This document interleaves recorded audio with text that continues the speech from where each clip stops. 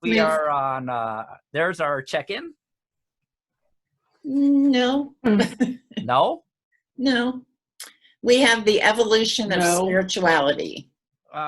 We have check-in on my screen. What is going on here? How There about you now? go. Yes. There is no God but God at Unity of Joplin. Love that. Love that. Look All forward right. to learning I think more. we're ready for our first song, I hope. Yeah, let's do it. Let me know if you don't hear it.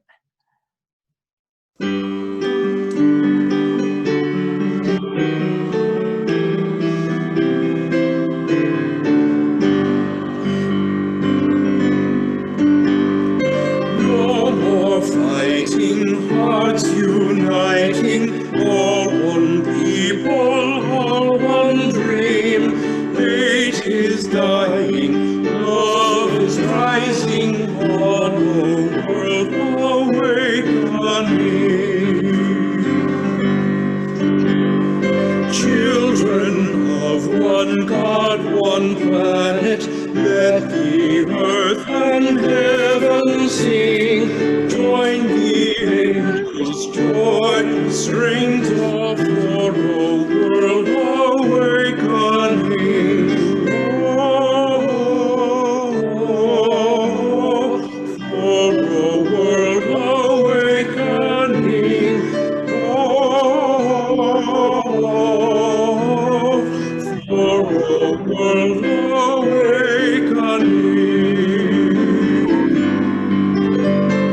One day all the world is watching, time brings us a common theme. Peace our anthem, all welcome to a world awakening. For a world awakening. For a world awakening.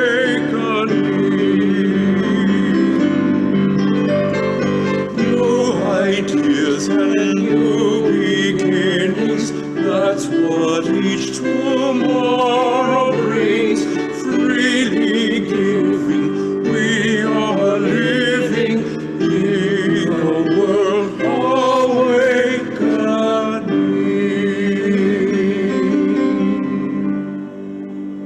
awakening. We just continue to affirm that. And thank you to our music team, Gary and Jerry. John, hello. Thank you again. Show them some love, guys. Let's see some hearts. Let's see some appreciation for their gifts being shared with us today. Also, you can do the same thing for Jefferson. Not Billy, Jefferson. We're excited to have you holding the high watch for us in the chat on Facebook.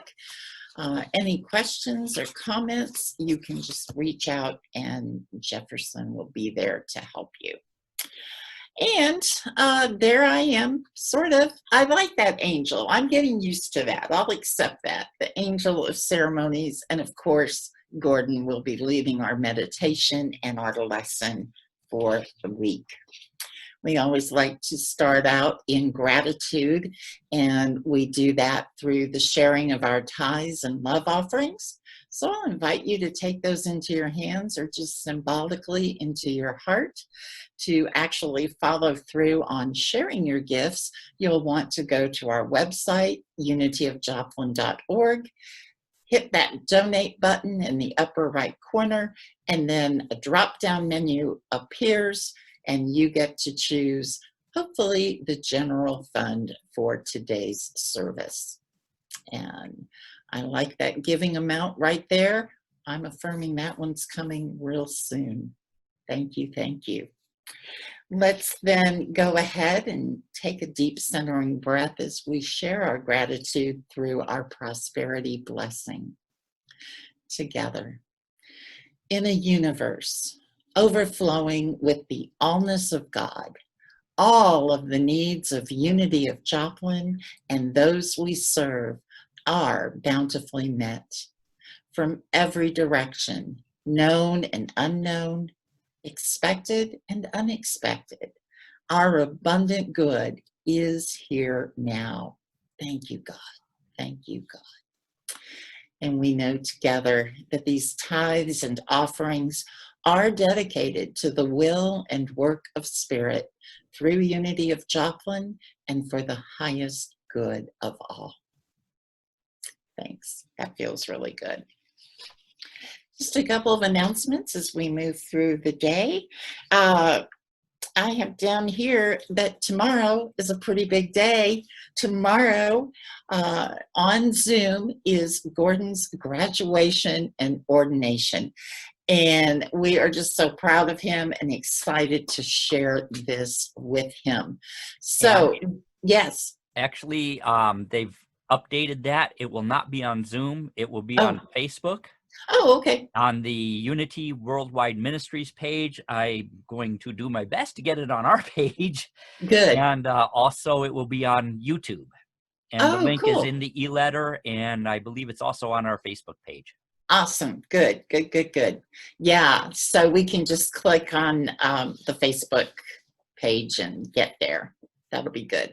So bring your party hats, bring your champagne, and let's toast our favorite minister right here, Reverend Gordon. All right.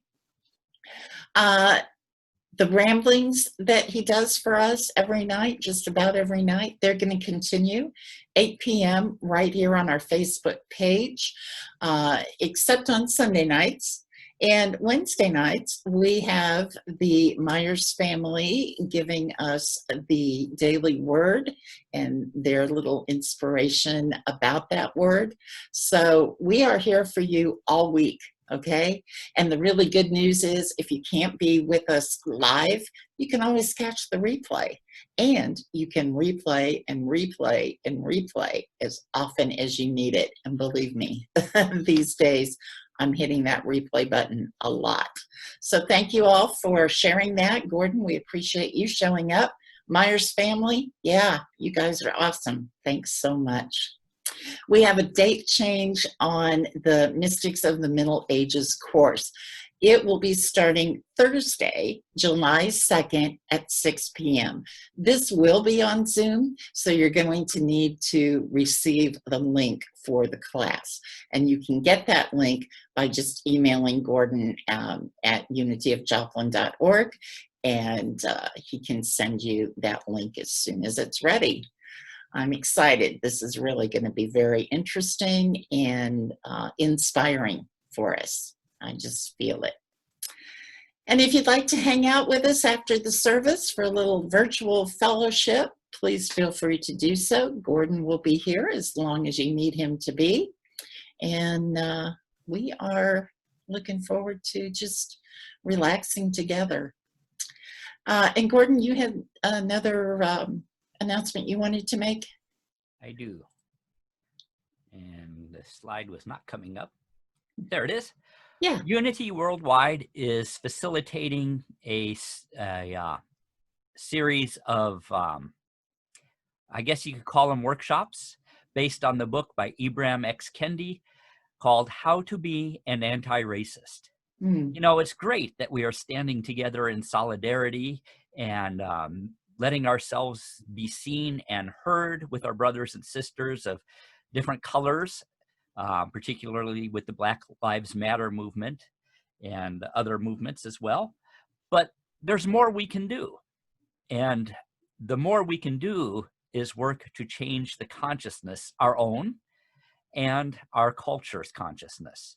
So this is a work that will be done in harmony, unity with other unity centers and other churches of different denominations and stuff around the country. And I do not have a start date. It will be in the next week or so. And more information will be coming out about that. So keep your eyes and ears open. Awesome. Thank you. Thank you. We'd like to turn now to some more inspiration with our daily word, and Michael will share that with us. All right. Now, first I want to say I like that, how to be anti-racist. A lot of people claiming, well, I'm not racist, and I'm sure you do your best to not be racist, but we're talking about the percentage I heard yesterday was that people of color make up 12% of our population, and so they cannot stand alone up for themselves. They need a little help, so we have to help them. It's just the right thing to do, and it fits in line with today's daily word, God's will. I'm sorry, typo. I will do God's will, for I know that God's will is good. God's will for me is good. God's will for me is a mind that is quick, alert, open to new ideas and new concepts. God's will for me is health. God's will for me is life, abundant life, perfect life. God's will for me is order and wholeness in every cell, organ, and function of my body temple. God's will for me is prosperity. God's will for me is plenty to meet my every need. There is no lack in God's good world. I have but to open myself to the creative energy of God right where I am to find new avenues of prosperity and success. God's will for me is happiness. I am meant for love. I am meant for sharing. I am meant to help others. I am meant to express the creative abilities which God has given me. I seek to do God's will, to walk in God's way today. Teach me to do thy will, for thou art my God. Psalms 143:10.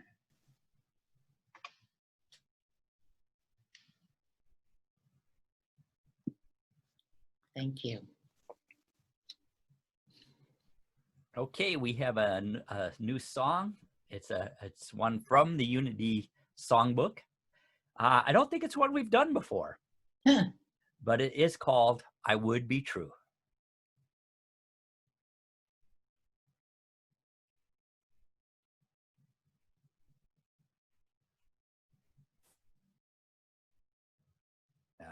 Okay, it will be called "I Will Be True."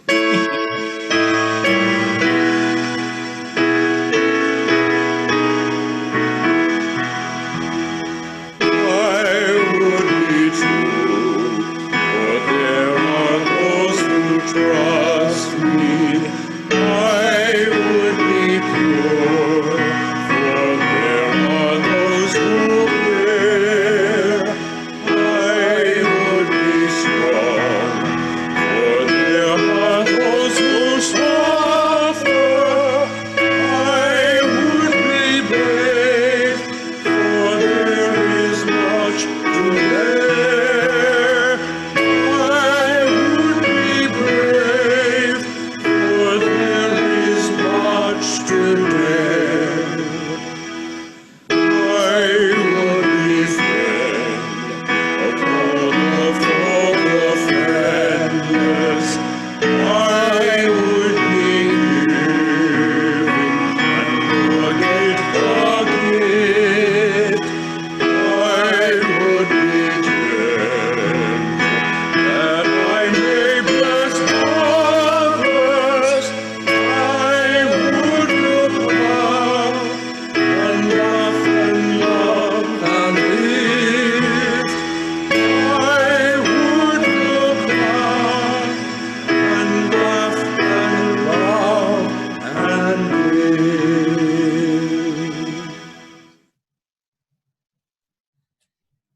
And what a great song that is.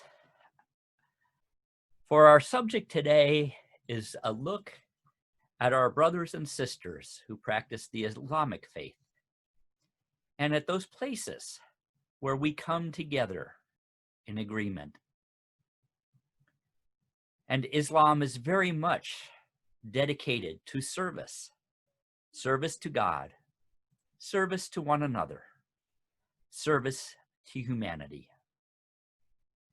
So one of the ways that we can serve is by taking time out of our lives to connect in spirit through meditation with God and with our fellow humans. Knowing this, I invite you to take a deep cleansing breath and allow that breath to lift us beyond the world of illusion, beyond the noise and the clatter, the chaos and the turmoil,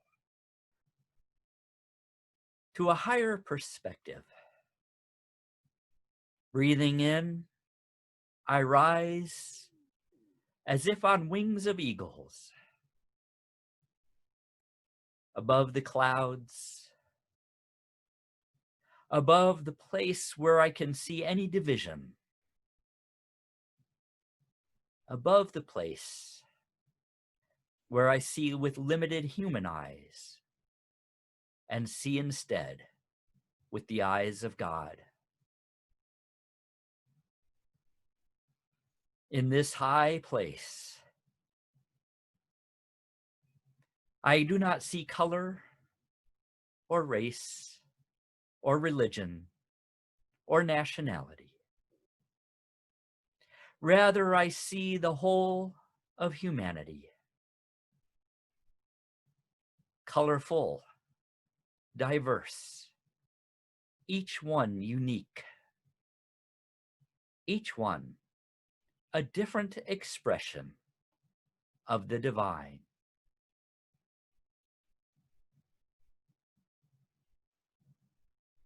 And I realize the power of that statement from Islam.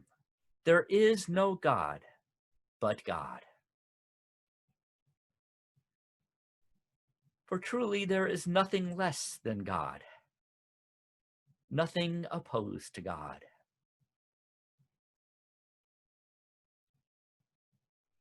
In this high place, there is only God, and all life is a part of God.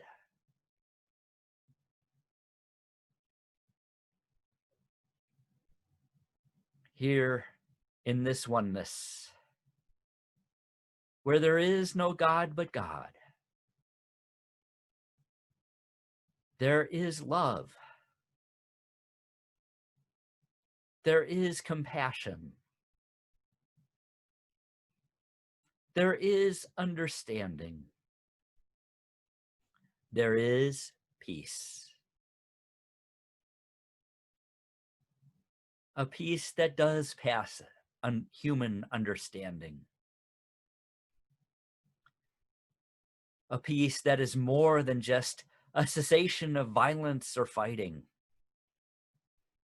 It is the peace of all humanity being in harmony.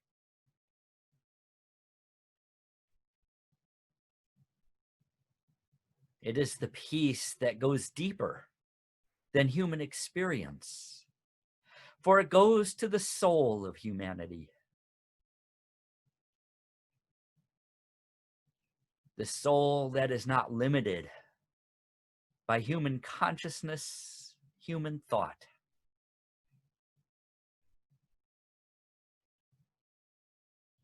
The soul that knows there is no God but God, and we are all one family within the wings of God.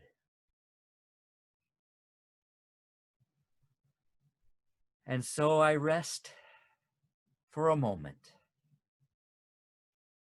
in peace with my human family,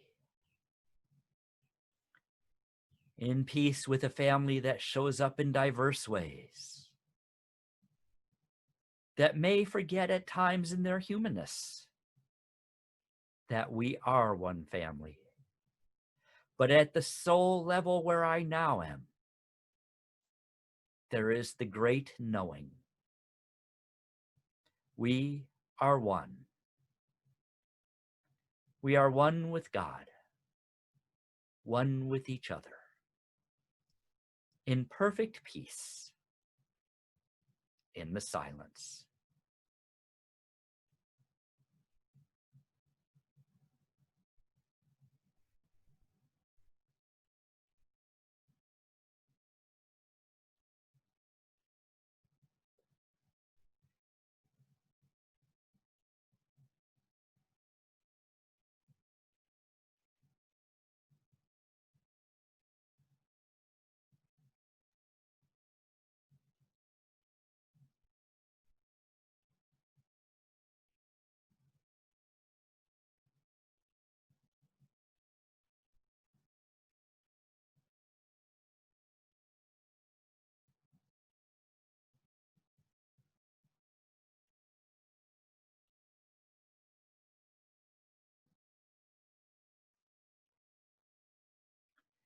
In unity we say, there is only one presence and one power in my life and in the universe.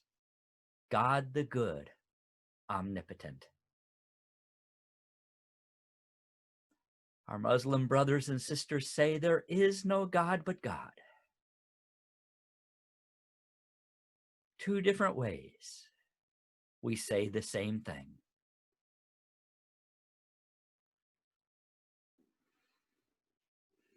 I affirm peace.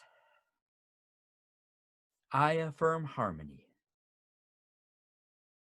I affirm oneness.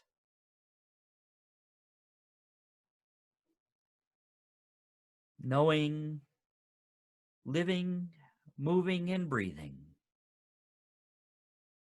in the consciousness of only God. I return now to my breath, to my individuated and yet connected human presence.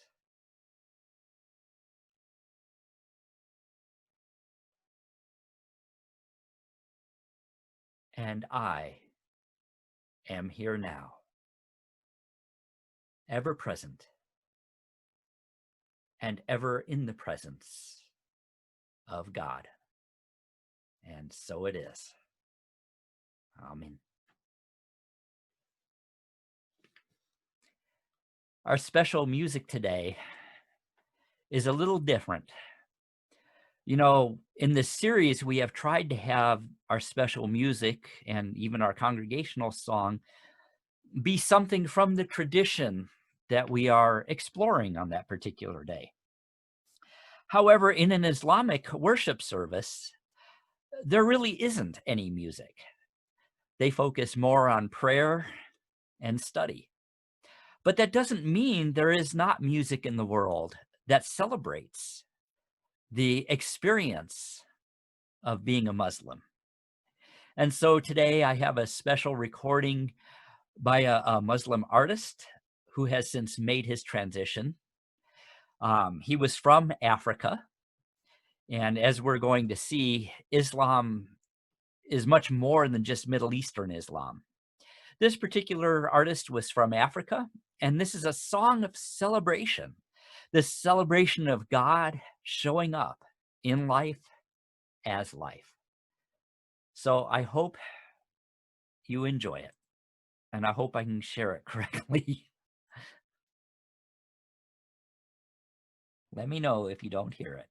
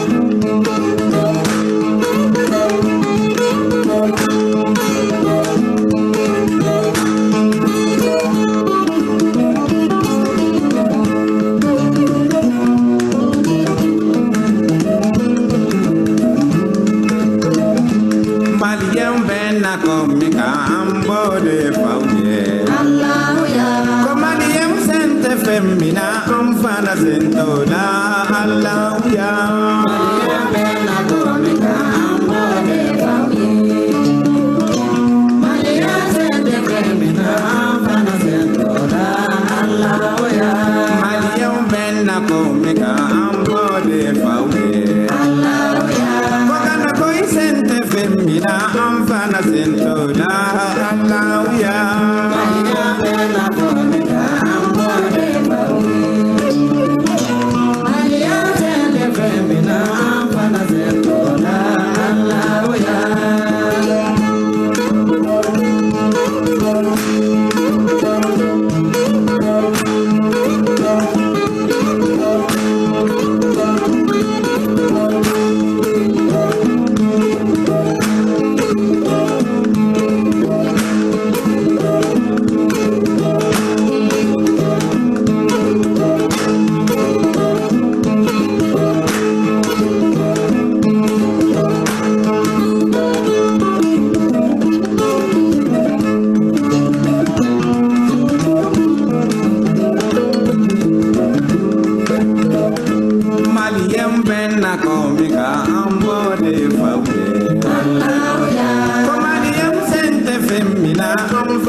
sentola Allahuya. Maria bella comica amore mawye. Maria tende femina fana sentola Allahuya. Nitara malila badenya beye. Allahuya. Nitara malila simbiya beye. Allahuya. Nitara malila horonya beye. Allahuya. Nitara malila kedenya beye. Allahuya. Komaliyem sente femina amfana sentola Allahuya. Maria bena dobika amwale mawye. Maria sente femina amfana sentola Allahuya. Komaliyem bena komika ambode mawye. Allahuya. Kokana koi sente femina amfana sentola Allahuya. Maria bena komika ambode mawye. Maria sente femina amfana sentola Allahuya.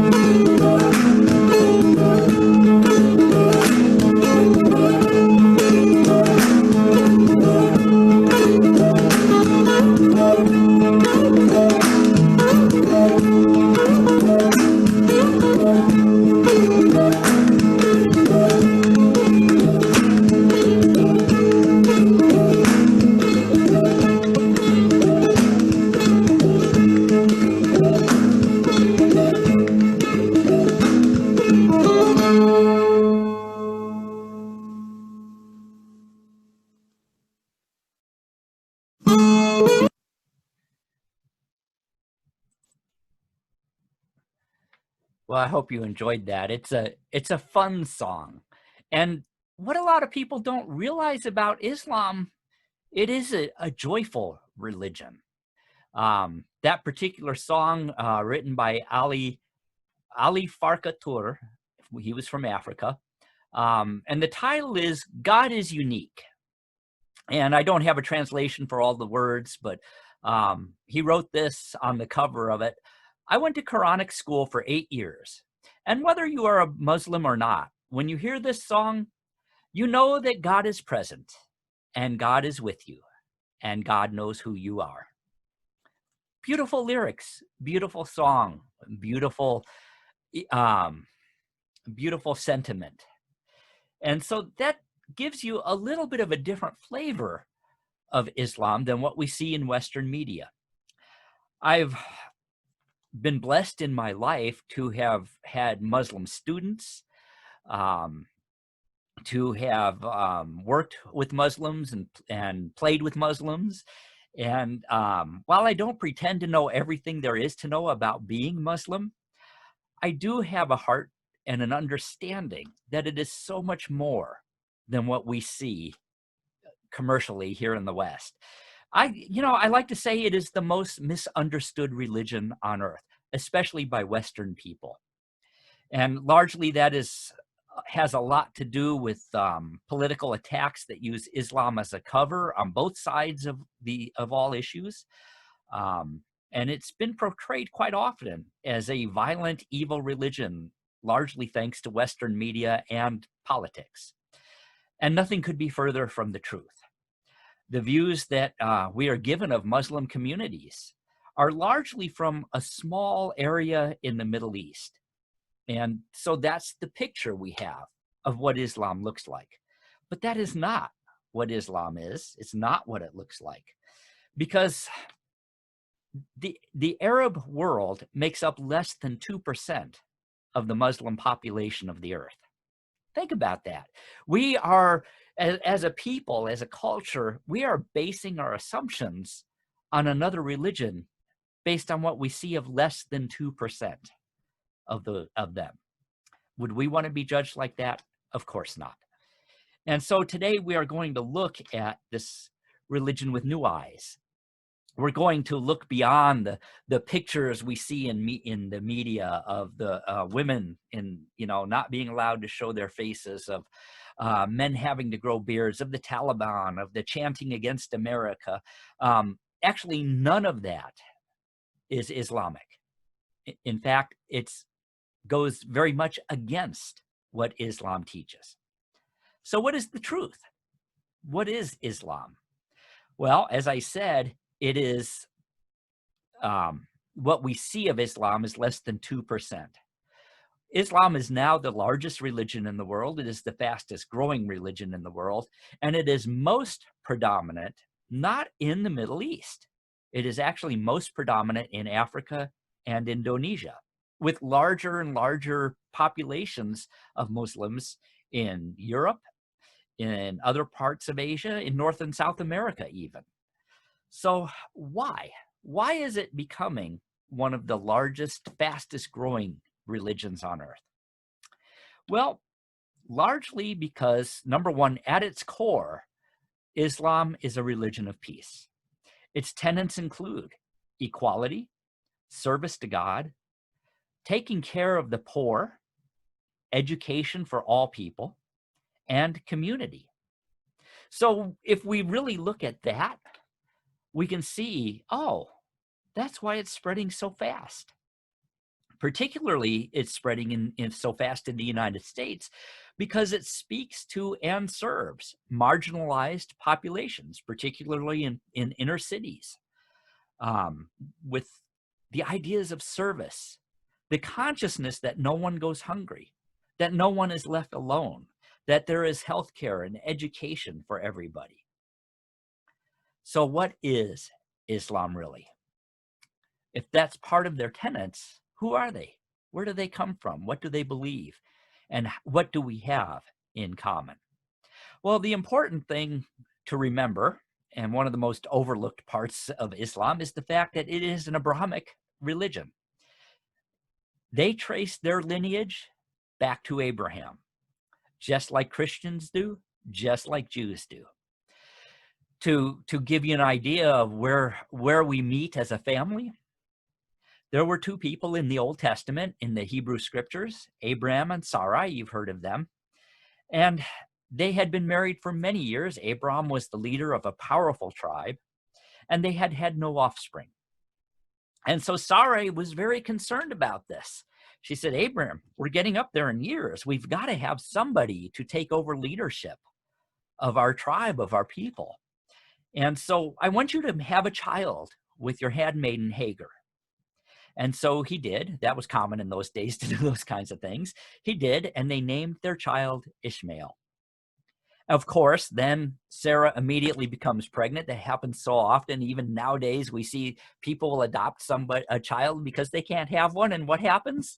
They get pregnant. I have friends who've had that experience. But in those days, there wasn't the acceptance that we would have nowadays. And Sarai gives birth to Isaac.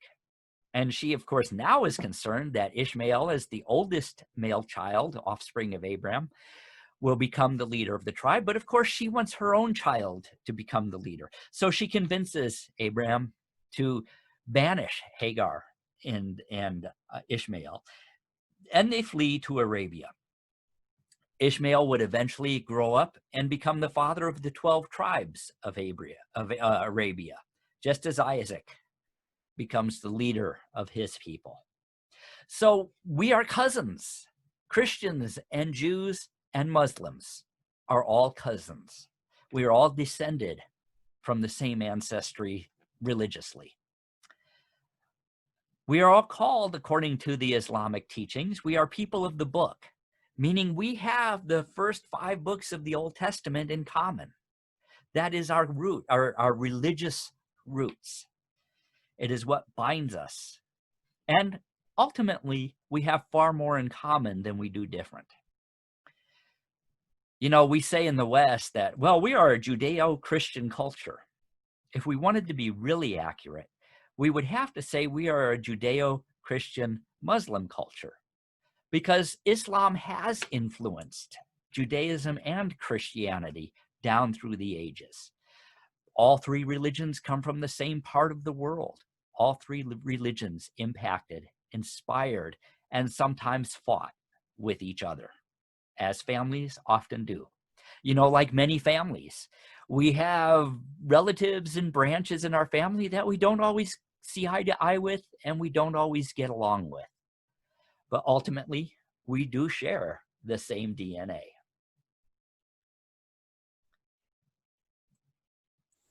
So I'm going to put up a slide here of the next thing that I want to talk about, and that is the 5 pillars of Islam, because this is the core, the core values, if you will, of Islam. And before I do that, I want to clarify, you hear me using the term Islam and Muslim. And I want to clarify, make sure we all understand what those two words mean. Islam is the religion. A Muslim is one who practices the religion and adheres to the principles of that religion. I also want to be clear about something. Not all Muslims practice the same politics. Not all Muslims dress the same. Not all Muslims speak the same language. Not all Muslims have the same culture. It's a hugely, hugely diverse religion, probably more diverse even than Christianity and Judaism. You know, in Christianity, we have many different denominations who fight with each other sometimes, who don't necessarily have the same interpretation of what Christianity is. Islam is no different. There are Muslims from every economic place in life, every nationality, every race, from very orthodox to extremely liberal, from fundamental to mystical, and even to metaphysical. So understand that when we say Muslim, we have to broaden our idea of what the spectrum of what it means to be a Muslim is. A reminder, Islam does not teach violence and aggression. That, in fact, is an anathema to Islam. A person who practices those things, even if they say they are doing it in the name of Islam, they are not Muslim by definition. The very word Muslim means one who is tolerant and compassionate. So we see that we have to begin to shift our understanding of what Islam is, just as we've had to shift our understanding of Buddhism, Hinduism, Judaism, and even Christianity. So let's look at these 5 pillars of Islam.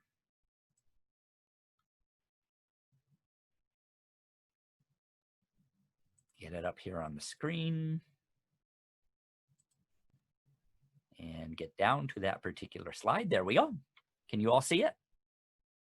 Good. The first pillar is Shahada, or the understanding, the affirmation that God is God and there is no God but God. The Islamic word, the Arabic word for God is Allah. And Allah simply means the all. I love that word for God.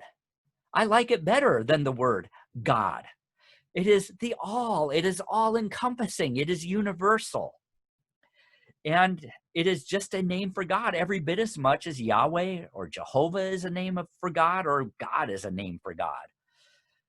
And so there's really, this is the first requirement if you are going to call yourself a Muslim, is to believe that there is no God but God. As I said in the meditation, another way of saying that would be that there is only one presence and one power in the universe and in my life, God the good, omnipotent. There is unity. All of creation is one with God, and there is nothing that is outside or beyond God or in opposition to God. So what does that do with Jesus and Muhammad? What it does with them is it says they are his prophets. I want you to understand this very clearly.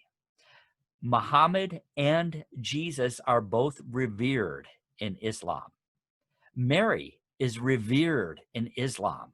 In fact, I have known people who have named their children Moshe and Isa and Maryam, which are the Arabic names for Moses and Jesus and Mary, and of course, Muhammad. So they are all revered, as are Abraham and Ishmael and Isaac and Isaiah. All of them are considered prophets and representatives of God. So there is no God but God. Shahada is the first pillar of Islam. Muhammad is considered to be the final prophet of God, the bringer of the final message, the complete message that was begun with Abraham and Moses, and then added to and clarified and solidified with Jesus, and then crafted into a community of people by Muhammad. It is important to understand that Islamic people believe that both Jesus and Muhammad were born of a human mother and a father, and that they were chosen by God, but they are mortal human beings, just like everyone else. Jesus himself said, "I am the Son of Man," meaning I am like you. So that is the first pillar of Islam. The second is salah, or prayer, offering prayer 5 times a day to God.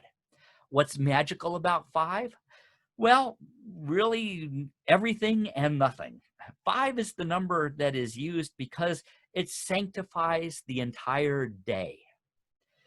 And prayer for a Muslim can be done, it can be done any time. There are 5 set times, but prayer can be held at any other time, and it can be done anywhere. It doesn't have to be done in any sacred place.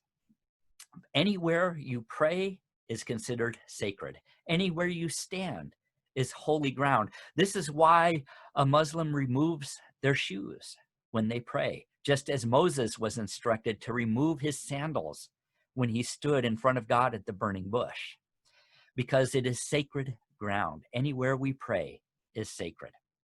And typically they will face the Kaaba in Mecca, simply because it puts them in unity with everyone else who is praying. And it reminds them that the source, the answerer of the prayers, is always God. They have a holy day just like we do in Christianity. Our Sabbath is Sunday. For the Jews, it's on Saturday. For the Muslims, it is on Friday, the Jummah. And in Jummah, a Muslim will go to the Islamic center or mosque, if there's one nearby, and will spend time in prayer if it is possible and practical. The one thing I have learned about Islam through the years is it makes allowance for practicality and safety. If it is not practical to go to the mosque on a Friday, that is okay. You can still pray. But the reason they gather together in either a mosque or Islamic center when possible is for that community, that oneness, just as we gather together on Sunday, really for community. We have not been able to do that in person. In mosques and in Islamic centers right now, they are not doing that in person, but they are doing it the same way we are doing it, through Zoom and Facebook and other electronic ways. So the importance is joining together in time of prayer, whether it be virtually or in person. It is a time to study.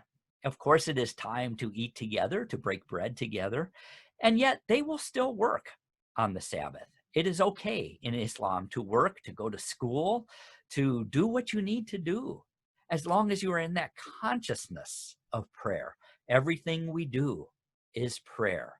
And so more so on the Jummah, on the Sabbath, it is that time of prayer. And there are ritual prayers that are done, but then there is also a time that can be done anytime, and is done at the end of the ritual prayers, called dua, or personal prayer. It is the time to let your prayer needs come to the surface, knowing that God does answer prayer. So that is salah, the second pillar of Islam. The third pillar is zakat, which is very important in Islam. It is tithing and almsgiving. Tithing is a necessity to be Islamic, just as it is considered to be a necessity to be Jewish. It is considered a good thing to do if you are Christian. But really, it's a necessity in Christianity too, because it reminds us where our supply comes from. And moreover, it puts us in the flow of God's good. Those who practice tithing know that it does work. Just ask any of us who have gone through the prosperity classes, and we know how important it is. I cannot even imagine at this point in my life not tithing. I just can't.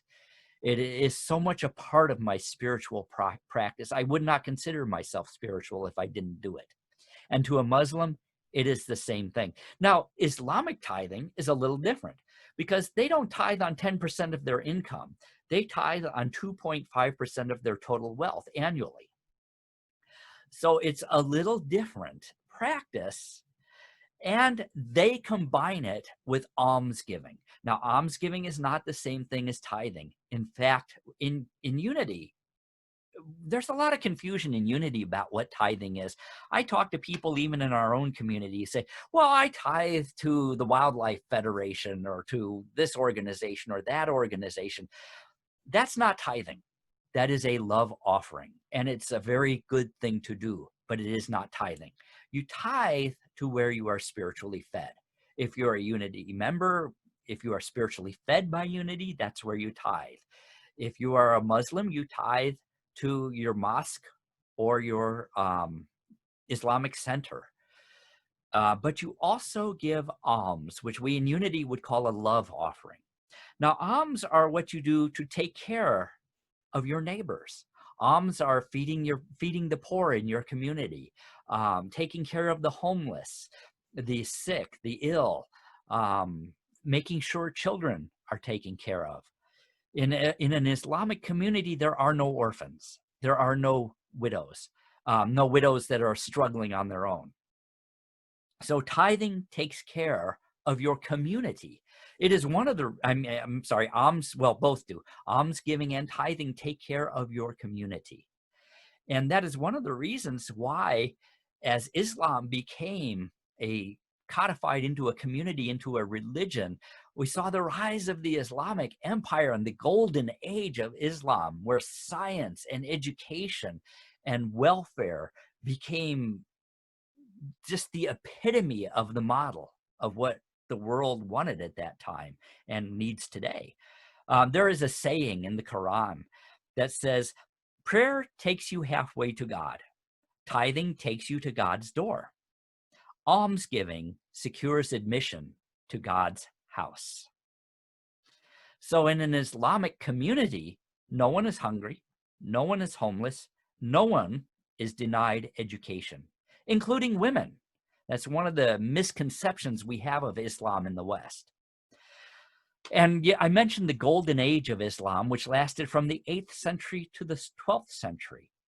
And there was a huge rise in education in what had been the former Roman Empire at that time. It is that time gave us a greater understanding of astronomy, of biology, of medicine. The change in medical treatment of all people was phenomenal in those times.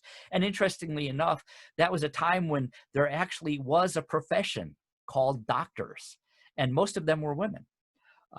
It gave us algebra. The word algebra is an Arabic word, al-jabar, which I don't pretend to understand algebra. Don't ask me about it. I was never good at it, but they came from that time period.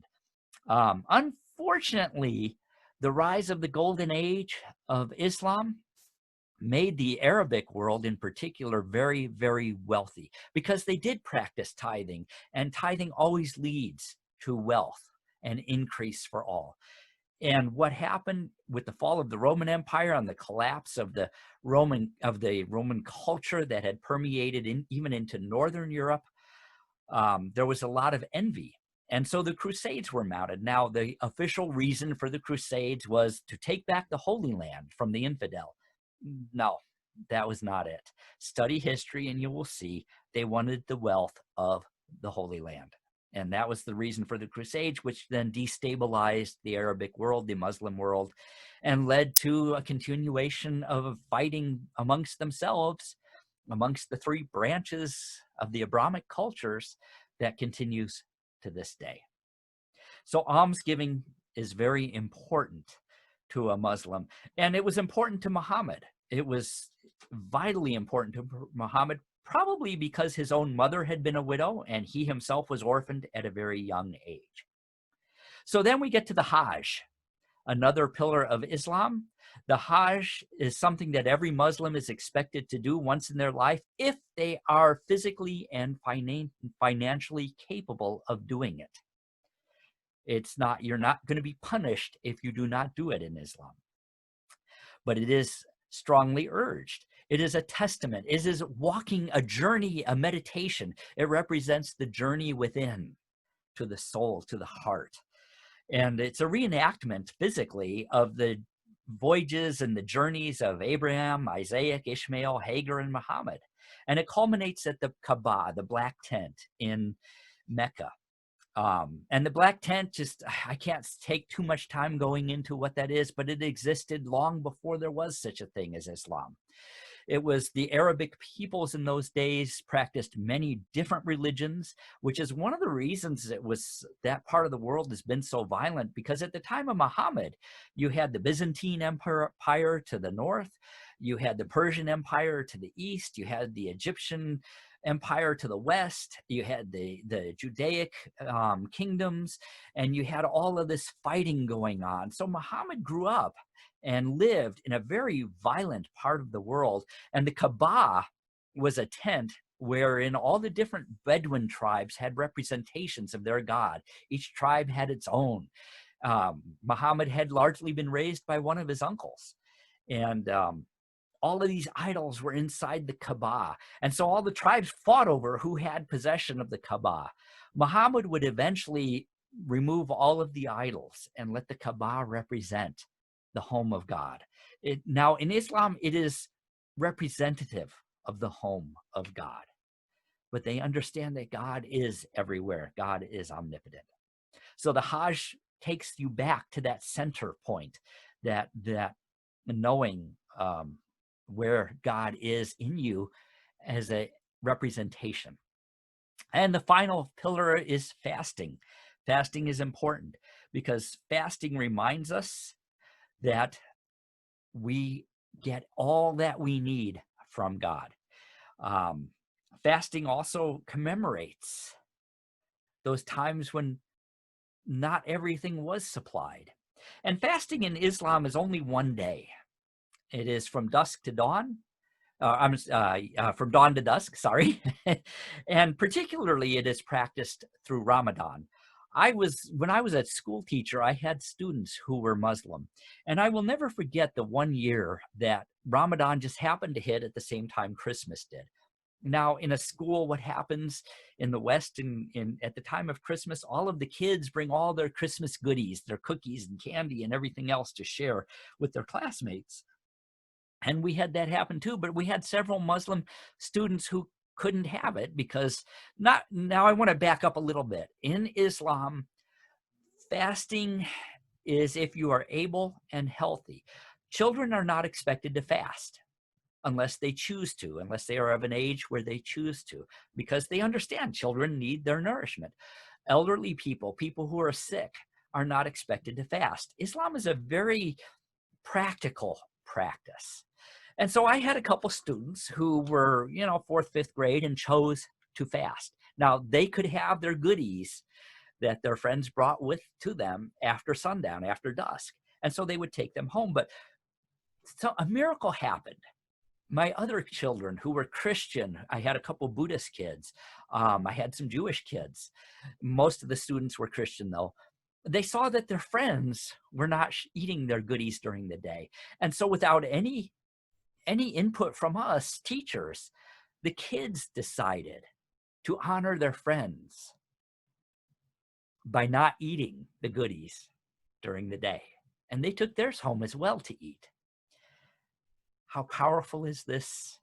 When it came time for Eid, the feast that breaks the Ramadan fasting, the big celebration, the Muslim families invited all of the children and their families from the schools to join with them to break the fast.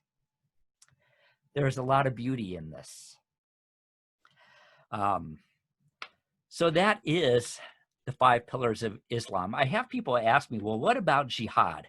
Jihad is not a pillar of Islam. It is a practice, but it is not a war, except the war that is done within. Jihad means to struggle in the path of God, to work to overcome our human limitations. Now, it has been twisted and used by Islamists who claim they are Muslim to justify acts of violence. That is not Islam. And a person who does that cannot call themselves a Muslim. Not correctly, not rightly anyway. So, wow, this is going long, but I will speed it up. What about Muhammad? Who was Muhammad? You know, ironically enough, Muhammad was the one person in our studies who actually did start a religion.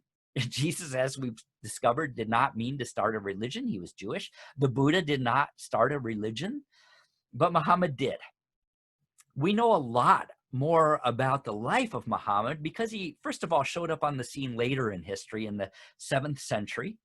And much of who he was is recorded in his own writings. His own writings have survived. In writings of other contemporaries of his day, in the Quran, in the Hadith, in other histories. We know that he was born in 570, that his father died at a very young age.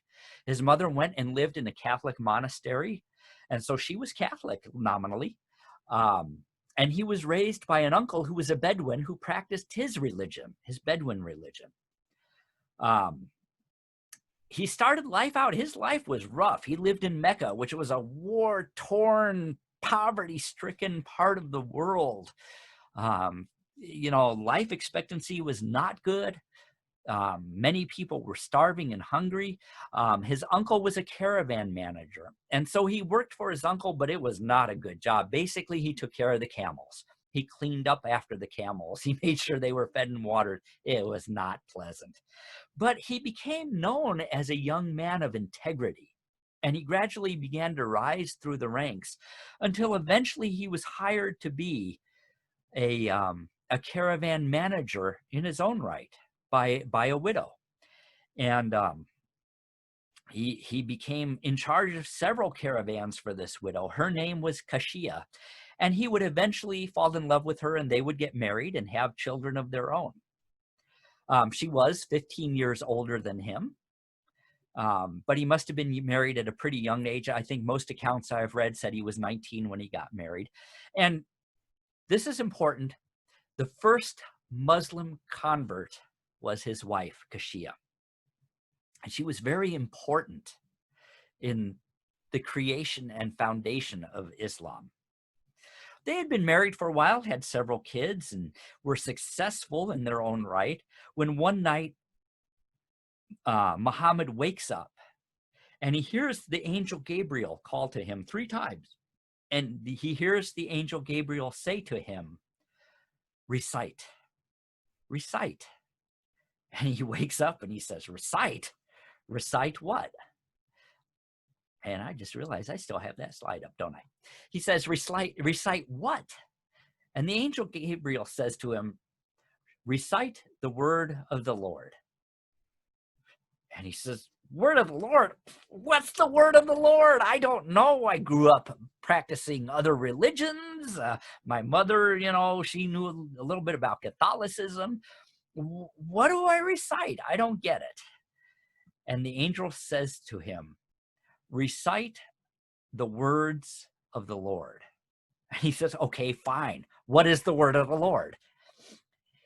And he hears this voice say to him, recite in the name of the Lord who has created man out of the germ cell.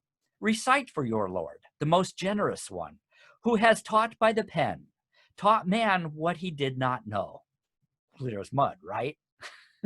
So he goes to Kashia and he says, I think I'm going insane. I'm hearing voices telling me to recite and tell other people about this. What do you think? And she says, you are not going insane. I believe you are being spoken to by the angel Gabriel. And she says, but let's make sure.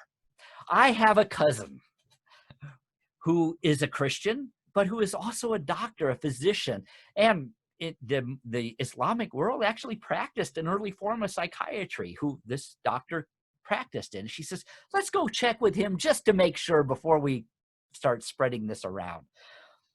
So they go to her cousin, Laraka, and he listens to him. He says, no, you are not losing your mind. Gabriel is speaking to you. Although I have to warn you, there are going to be people who will think you have lost your mind. There are going to be people who will not accept what you are being told, but you must share this with the world. And so he begins writing down the things that Gabriel imparts to him. He begins writing down sayings and teachings, and these would be later, after his life, be coalesced and combined into what has become the Quran. What were these ideas? Well, they were ideas of social reform, of equal rights for all, including women, of free education for all, of taking care of the poor, of monotheism. Remember, many of his relatives were polytheistic. Of the idea that there is only one God, Allah, and that God encompasses all things, and of justice for all people. So Muhammad became known in his own community as a reformer. And in doing so, he did the very same thing Jesus did.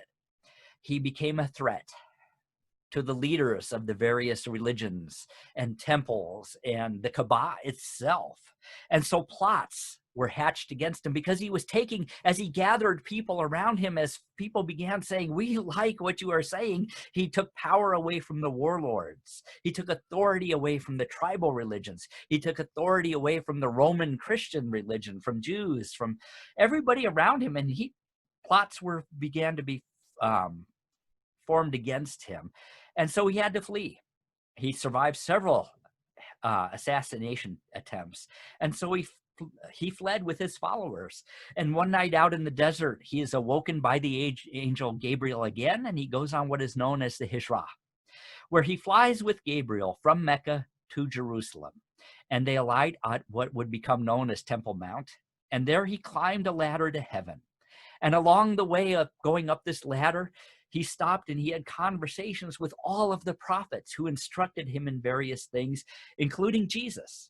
And eventually he gets at the top, where he sits with God, who gives him direct instruction on what he is to do. And so that is why Temple Mount is so sacred to Muslims. Unfortunately, it is also sacred to Jews, and sharing has not happened very well. But because he declares that this place is sacred, both Jews and Christians rise up against him. They drive him out, and they drive him and his followers to a place called Yathrib. And there, in that community, he becomes well respected. As a peacemaker between the various tribes, he becomes known as a judge who is very just and compassionate. He becomes well respected as a businessman. And he's known for his integrity and his fairness. And he begins reforming that area and creating community in that area. And he picks up a follower named Abu Bakr, who becomes literally his second in command. And there they establish what is considered the very first Muslim community. But again, after another plot against his life, they are forced to flee, all of them, to Tanabi. Now, Tanabi to this nowadays is known as Medina.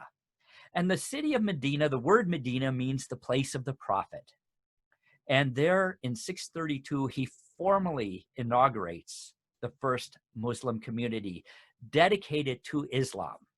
So before we had a Muslim community, now we have one dedicated to a religion called Islam.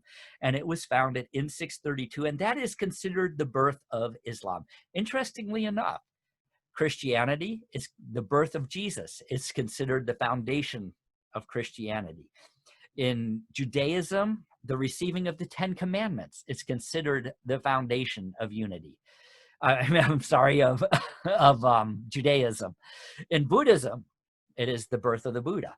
But in Islam, it is the foundation of a community. Community is all important to a Muslim. So that community begins to spread, and other communities see how it is coming, how it is working, and how it is creating prosperity and security for all people. And so they begin to join. But of course they have enemies. And of course they have to be warlike, because it's a very warlike time of history.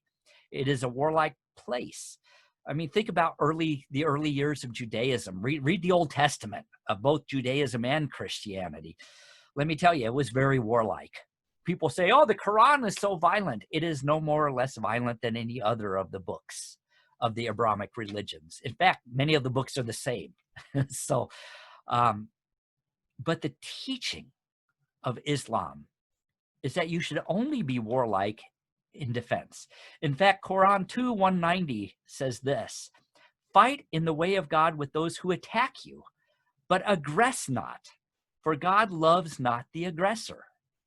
A direct statement there on when it is fight when it's necessary, but don't be the aggressor, especially against people of the book, Jews and Christians. In fact, it is anathema to kill a Jew or a Christian in Islam. So history goes on. The Muslim empire expands and becomes powerful and wealthy. And of course, it is attacked by those who want the wealth and power, and results in bad blood between both branches of the family that has continued to this day. And yet, what most people don't realize is in many parts of the Middle East, in many parts of the world, there is not the bad blood. Jews, Christians, and Muslims remain friendly. They work together. They go to school together. Sometimes they even intermarry. They get along. They have community together. And that is overlooked by Western media and Western culture. So that is Islam. That's a very, very, very brief thumbnail of the history, a very brief touching on who Muhammad was and what a Muslim really believes. The big question I get all the time when I talk about this is, do you think there will ever be peace between Jews, Christians, and Muslims? Yes, I do. I truly do. Because there already is peace in many places between Jews, Christians, and Muslims. And because the core teachings of all three religions really are peace. I believe that the core teaching of Islam is to love God. And you cannot love God if you do not love your neighbor. That is a root teaching in all three of the Abrahamic religions. One of the core pillars of all three religions is service to humanity. Love your neighbor as yourself. Practice zakat. It's all about taking care of your neighbor. It's about spiritual growth. Muslims call it jihad, but jihad is not supposed to be a violent, warlike practice. All of these are core tenets of all three religions. So beyond politics, beyond power, beyond wealth, and the avarice of trying to acquire wealth and take wealth and resources one from the other, there really is unity. To quote some verses from the Quran itself, Quran 49, humanity is but one family, so make peace with your family. Quran 5:32, Allah says, whoever kills an innocent human being, it shall be as if he has killed all human beings. But whoever shall save the life of one human being, it shall be as if he has saved the life of all human beings. From the Hadith, treat kindly all dwellers of the earth, and that includes not just humans, but all life. Treat kindly all the dwellers of the earth, and God will treat you kindly. Also from the Hadith, Islam is a mercy. If you see its opposite, that is cruelty. And then know that that is not Islam. And finally, use your voice for kindness. your ears for compassion, your hands for charity, your mind for truth, and your heart for love. For that is how a Muslim knows God.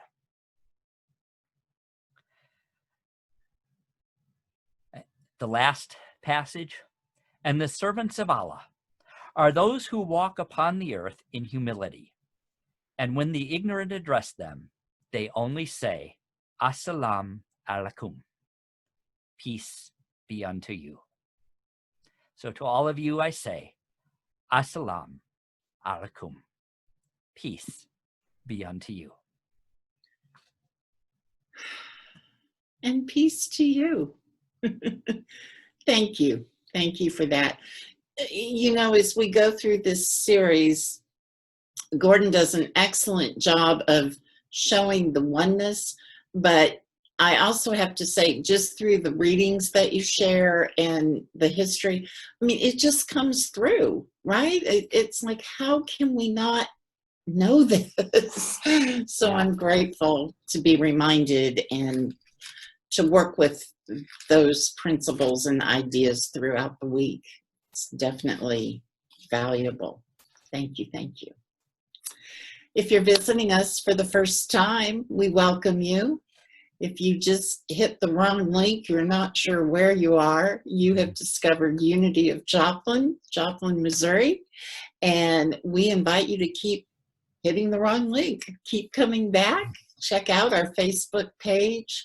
Visit the website, unityofjoplin.org, and let us get to know you. We would love to have you become part of our Unity family.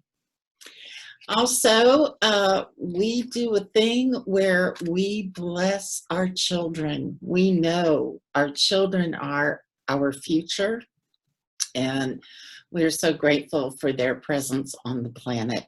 So as we honor not only literally the children involved with our families here, but also that inner child within all of us, I hope that you will join me now as we give our blessing. And Sam is there. Hi, Sam. Good morning. Good to see you. All right. So join me, please. Children, you are a beloved child of God, and God and I love you just the way you are. Thank you, thank you. We'll move on now to our peace song and our prayer of protection. And don't forget that if you are wanting to just hang out and chat a little bit, we'll be here after the service. And we wish you a wonderful, wonderful week. So, Gordon, take it away. All righty, here we go.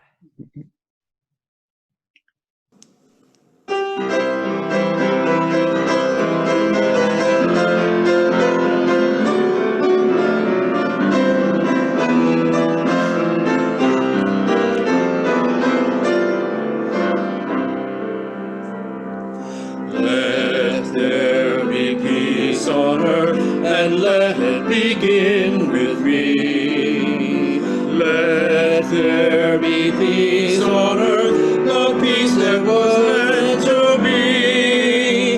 With God as Creator, we are family. Let us walk with each other in perfect harmony.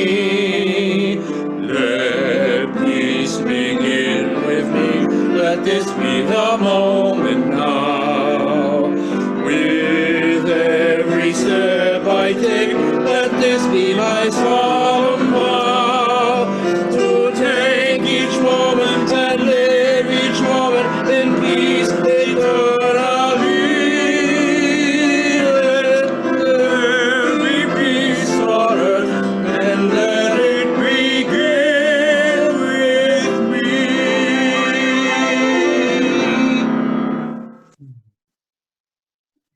The light of God surrounds us. The love of God enfolds us. The power of God protects us. And the presence of God watches over us. Wherever we are, God is, and all is well. Thank you. Thank you. Have a great week.